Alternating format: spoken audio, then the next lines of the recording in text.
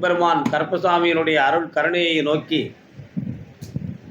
ஒவ்வொரு நாட்களும் நமது கருப்பசாமியுடைய பெரும் கருணையவும் அருள் மகத்துவத்தையும் நான் இங்கு வந்திருக்கிற பக்தர்களுக்கும் நம்முடைய கருப்பசாமியுடைய அருள் மிகுந்த சக்தியை வைத்து நிம்மதி அடைந்த மக்களுடைய தன்மைகளை உணர்ந்து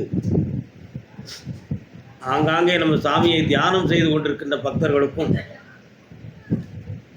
இந்த கோவிலை தன் உள்ள கோவிலிலே கற்பனையாகவும் கனவாகவும் பார்த்து கொண்டு இப்படி ஒரு தெய்வம் இங்கு இருக்கிறது என்பதை உணர்ந்து எப்பொழுது வாய்ப்பு கிடைக்கிறதோ என்று ஏங்கி கொண்டிருக்கிற ஒவ்வொரு பக்தர்களுக்கும் நமது ஐயன் கருப்பசாமியுடைய அருளும் கருணையும் கிடைத்து உங்கள் அனைவருடைய எண்ணங்களும் ஆனந்தமாக நிறைவேறி எக்குறைகளும் இல்லாமல் ஆனந்தமாக நீங்கள் எல்லோரும் வாழ வேண்டும் என்று சொல்லி நான் ஆனந்தமாக பிரார்த்தனை செய்து கொள்கிறேன்.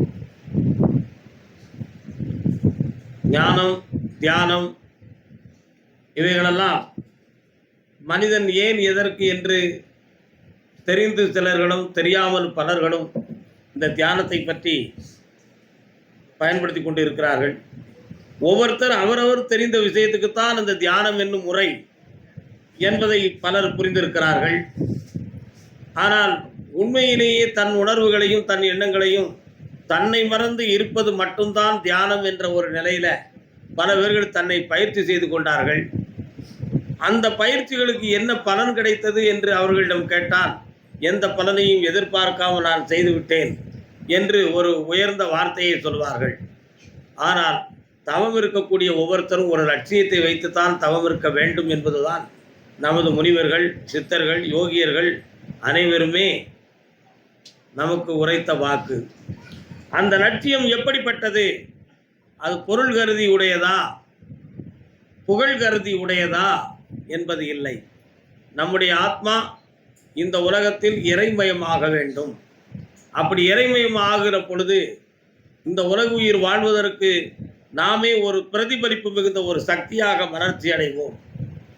நம்மை நாடி வரும் பக்தர்களுக்கு அருள்பாலித்து அவர்களுடைய எண்ணங்களை ஈடேறுவதற்கு நாம் செய்த தவம் பலனுடையதாக இருக்கும் என்ற நிலைகள்தான் அந்த தவத்தின் வெற்றி, அந்த தியானத்தின் வெற்றி. சில நேரங்களில் இருப்பதற்கு பெயர் தியானம். லட்சியத்தை நோக்கி வலிமையாக இருந்து லட்சியம் நிறைவேறு வரை தன்னுடைய மனதை கலைக்காமல் வைத்துக் கொள்ளுகின்ற தன்மைக்கு பெயர்தான் தவம். அந்த தவத்தை பெற்ற ஞானியர்கள் இந்தியாவில் எண்ணற்றவர்கள். இந்தியாவின் பெருமையே அதுதான். தடுக்கி விழுந்தார் சித்தர்கள், யோகியர்கள், முனிவர்கள், தவஞானிகள். வேற எந்த திசையிலும் இல்லாதது போல் இந்தியாவில் மட்டும் தவஞானிகளும் ஆன்மீக செல்வங்களும் நம் நாட்டில் அதிகம். அதுதான் இந்தியாவினுடைய ஒரு மாபெரும் மகத்துவமும் ஒரு பெருமையும். ஆனால் இந்த தவத்தையும் மாபெரும் சிவத்தையும் அடைந்து கொண்ட மகான்கள் எல்லாம் அவர்கள் ஒரு கட்டுக்கோப்புக்குள்ளே இருந்துவிடக் கூடாது என்பதற்காக நமது அவதார புருஷர்கள் பலர் இந்த உலகத்திலே தோன்றி பிரபஞ்ச ஞானத்தையே தனக்குள், பிரபஞ்ச சக்தியவே தனக்குள் வைத்து பிரபஞ்ச ஞானத்தை பெற்று இந்த உலகெங்கும் புகழோடு இருந்து மக்களுடைய உள் உணர்வுகளை தன் பக்கம் திருப்பி அந்த உணர்வுகளுக்கும் அந்த சக்தியை கொடுத்து நிம்மதி அடைய வைத்தார்கள். அதுதான் உலகில் மகாசக்தி தவத்தின் தன்மையாகும். ஆகையினால் தியானம் இருந்து கொண்டு தவத்தை பெற்று தர்மத்தை பெற்று அதில் ஒரு பெரிய ரகசியத்தை உணர்ந்து கொள்ள வேண்டும். எப்படி உணர்வது என்றால், நாம் அடைந்த தவத்தில் நம்முடைய ஆத்ம சக்தியை எழுப்பக்கூடிய ஒரு பக்குவத்தை நாம் பெற்றுவிட்டோம் என்றால், இந்த ஆத்ம சக்தியை இறை சக்தியோடு இணைந்து வரக்கூடிய எந்த ஜீவன், மனிதனாக இருந்தாலும் எந்த ஜீவனாக இருந்தாலும், அவர்களுடைய ஜீவகாந்த சக்தியின் மீது நமது சக்தியை தொடும் அளவிற்கு, இயக்கும் அளவிற்கு நாம் பக்குவத்தை பெற்றுவிட்டோம் என்றால் நாம் தான் இந்த கலியுகத்திலே உண்மையான தவஞானி என்பது பொருளாகும். ஆக தவத்தின் வெற்றி என்பது என்ன? நம்முடைய ஆத்ம சக்தியை இறை சக்தியாக்கி வரக்கூடிய மனிதர்களுடைய உணர்வுகளையும் உள்ளங்களையும் ஆன்மாக்களையும் ஜீவகாந்த சக்தியவும் அந்த நம்முடைய தவத்தால் தொட்டு அவர்களை இயக்கும்படி நடக்கக்கூடிய ஒரு ஆற்றலுக்கு பெயர்தான் தவத்தின் லட்சியமாகும். அந்த ஆற்றலை மகாமுனிவர்கள் பெற்றிருந்தார்கள். அகத்தியர், வால்மீகி மகமுனிவர், விஸ்வாமித்திரர், வசிஷ்டர், காலங்கிநாதர், அத்ரி மகரிஷி போன்ற எல்லா மகான்களும் பெற்றிருந்தார்கள். தன்னுடைய பகுதியிலே இருக்கின்ற 36 கால வழிக்கு அந்த பக்கத்திலிருந்து வரக்கூடியவர்கள் யாரோ ஒரு மகன் நம்மளை தேடி வருகிறான் என்பதை வால்மீகி மகாமுனிவர் மிகவும் எளிதாக கண்டுகொள்வார். அதே போல கொங்கண முனிவர், திருப்பதியிலே சமாதியாக இருக்கிற கொங்கண முனிவரும் தன்னை சுற்றி வரக்கூடிய எல்லா ஜீவராசிகளுடைய உணர்வுகளையும் மிக எளிமையாக உணர்ந்து கொள்வார். இப்படி தான் இருக்கின்ற பகுதியில் இருந்து இத்தனை காதவழி தூரத்துக்குள் நம்முடைய ஜீவகாந்த சக்தியை பரவ வைத்து யாரோ ஒருவர் நம்மை தேடி வருகிறார் என்பதையும், இந்த தூரத்துக்கு இந்த பக்கத்திலே ஏதோ ஒரு ஆற்றல் நடந்து கொண்டிருக்கிறது என்பதையும் புரிந்து கொள்ளும் அளவிற்கு யார் ஒருவன் தன்னுடைய ஆத்ம சக்தியை இயக்கிக் கொள்கிறானோ அவனே தவத்தின் லட்சியவாதியாகிறான்.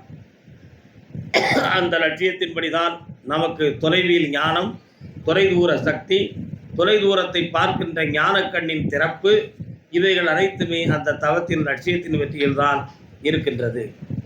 வருகின்ற பக்தன் சரணாகதியாக உண்மையாக உள்ள குழப்பம் இல்லாமல் இருந்தான் என்றால் அவனுடைய விஷயங்கள் அனைத்தும் ஞானியால் முழுக்க முழுக்க ஏற்றுக்கொள்ளப்படுகிறது.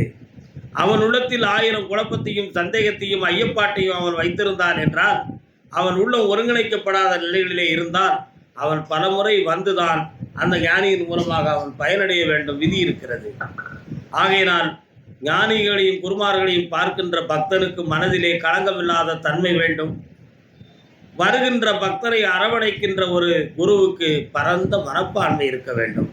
இவைகள் இரண்டுக்கும் இடையிலே விளையாடுகின்ற ஒரே ஒரு சக்தி மனம் என்னும் சக்தி. இந்த மனம் என்னும் சக்தியை மட்டும் தெளிவாக வைத்துக் கொண்டோம் என்றால் நாம் செயல்படுவதற்கு மிக எளிமையாக இருக்கும். நாம் காணாத வெற்றியெல்லாம் கண்டுகொள்ளலாம், பெறாத சக்தியெல்லாம் கைகொள்ளலாம். ஆக இந்த மனோசக்தியையும் பெற்று நம் மாசிலாத மனதையும் ஆக்கி என்றும் அழுக்கப்படாத அன்பு நிறைந்த உள்ளமே, அன்பே சிவம் என்னும் அற்புதத்தை காட்டி மாசிலாத மனமே ஈசன் கோயில் என்று உணர்த்தி எல்லோரும் தூய்மையாய் வாழ இன்புற்று வாழ்வோம். வாழ்க. வணக்கம்.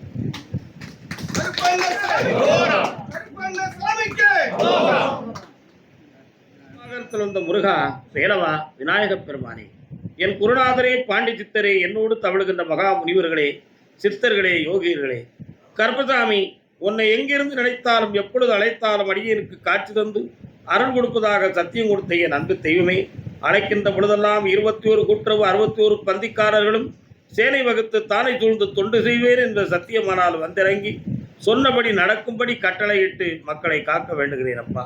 பட்டினத்தார் திருவடிகளுக்கு 1000 கோடி நன்றிகள். சென்னை மாநகர் கொரட்டூர்